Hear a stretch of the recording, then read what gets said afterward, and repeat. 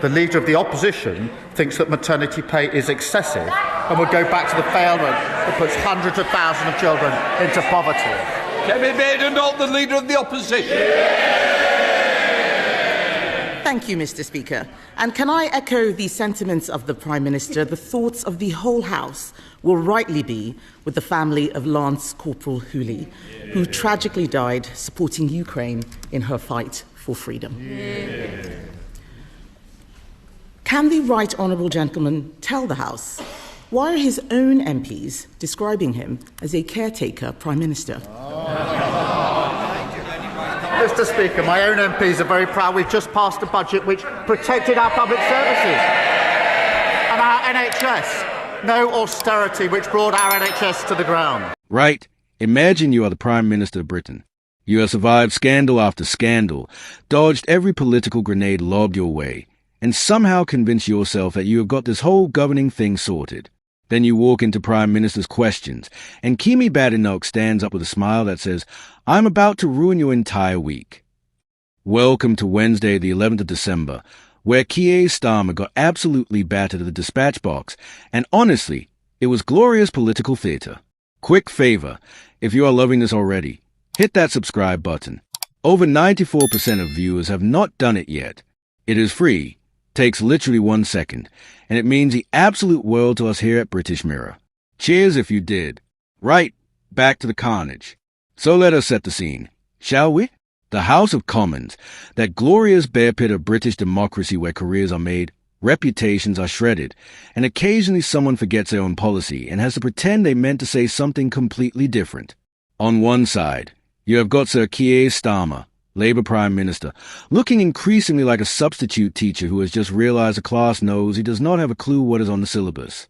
On the other side, Kemi Badenoch, Leader of the Opposition, armed with nothing but facts, savage wit, and the kind of confidence that comes from watching your opponent's party implode in real time. Now, Badenoch did not waste any time. She went straight for the jugular with a question so brutal it should have come with a parental warning. "Can he tell the House," she asked, voice dripping with mock curiosity, "why his own MPs are describing him as a caretaker Prime Minister?" Boom. First blood. The chamber erupted. Tory benches roared with laughter. Labour benches looked like they had just watched their favourite football team concede in the 93rd minute. And Starmer? Well, he did what he always does when cornered. He deflected faster than a politician, dodging a straight answer at a press conference. "My own MPs are very proud," Starmer replied, sounding about as convincing as someone claiming they definitely did not eat the last biscuit despite having chocolate smeared across their face.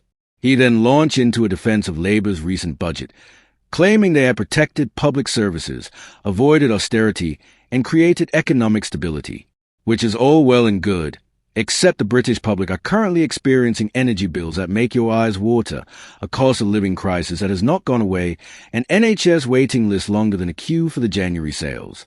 So, not exactly a ringing endorsement of success. But here's where it gets really juicy.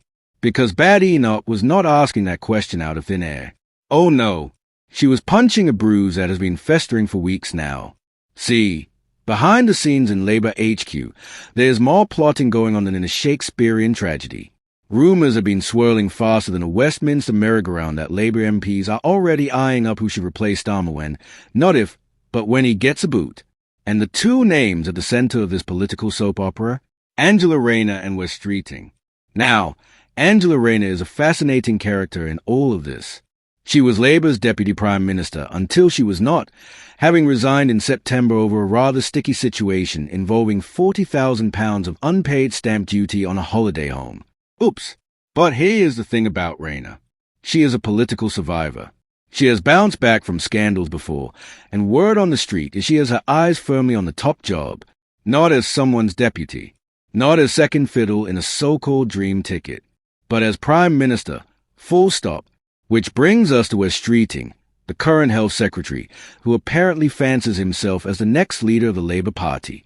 Reports emerged recently that Streeting approached Rayner with a proposal, a pact, if you will, a smooth succession plan where they would work together to replace Starmer without all the messy infighting that usually accompanies these things. Sounds sensible, right? Wrong.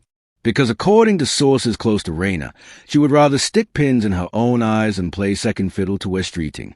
One ally was quoted in the Times saying Rayner is no one's pawn, and that the idea she can be moved around the chessboard at someone else's was absolute rubbish. Ouch! That is political speak for tell where's the jog on. And honestly, you have got to admire the sheer audacity of it all. Streeting is out here trying to assemble a dream team like he is picking players for five-a-side football, and Rayner is basically telling him she would rather run against him than with him. This is not cooperation. This is political warfare dressed up in polite Westminster language. But wait, it gets better. Because it is not just internal Labour gossip fueling this fire. Labour Together, the very think tank that helped propel Starmer to power in the first place, has reportedly been quietly reaching out to local Labour parties asking for their views on potential successors. Let that sink in for a moment. The organisation that helped him become Prime Minister is already shopping around for his replacement. That is like your football manager publicly holding trial for your position while you are still on the pitch.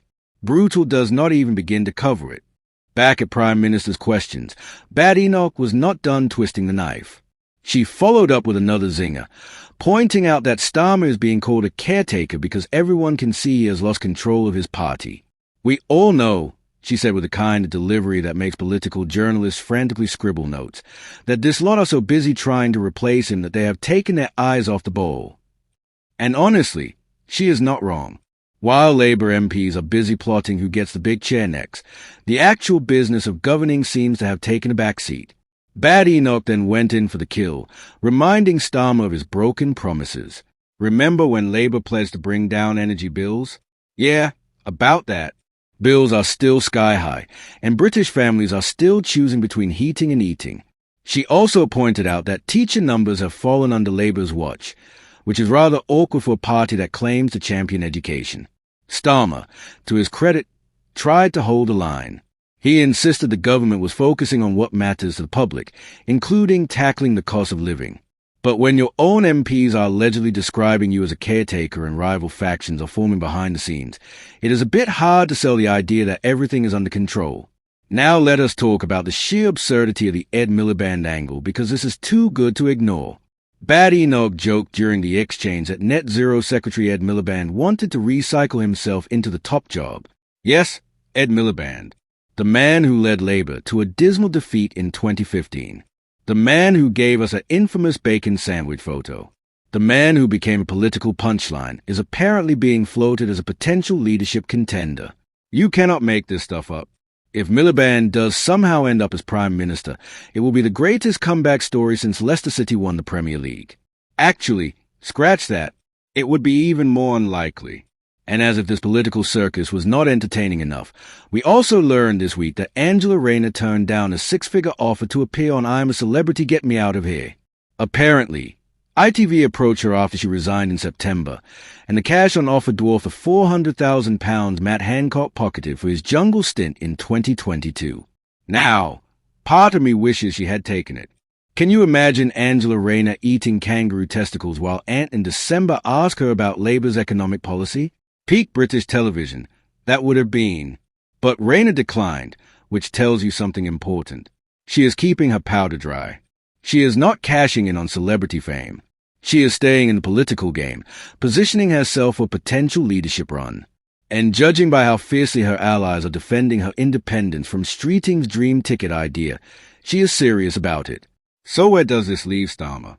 Well, in a rather precarious position, to put it mildly. He has got a party that is openly speculating about his replacement. He has got rival factions forming before he has even had a chance to prove himself. He has got Kemi Badenoch gleefully mocking him at every available opportunity. And he has got poll numbers that are, let us be honest, absolutely dire. It is not a good look. The big question now is whether Starmer can survive this.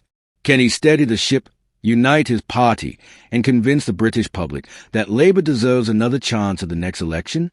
Or is he genuinely just a caretaker Prime Minister, keeping the seat warm until Angela Rayner, West Streeting, or heaven help us, Ed Miliband takes over? One thing is certain. British politics is never boring. We have got backroom plotting, public humiliation at Prime Minister's questions, rejected reality TV offers, and leadership speculation that would make Game of Thrones look tame.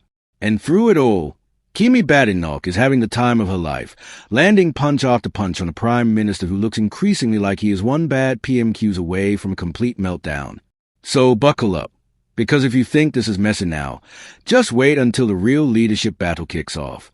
When Labour MPs finally decide they have had enough of Starmer and the gloves come off, it is going to be absolute chaos. And we will be here to cover every glorious, dramatic, utterly bonkers moment of it. Thanks so much for watching. Until next time, keep your eyes on Westminster because trust me, this story is far from over.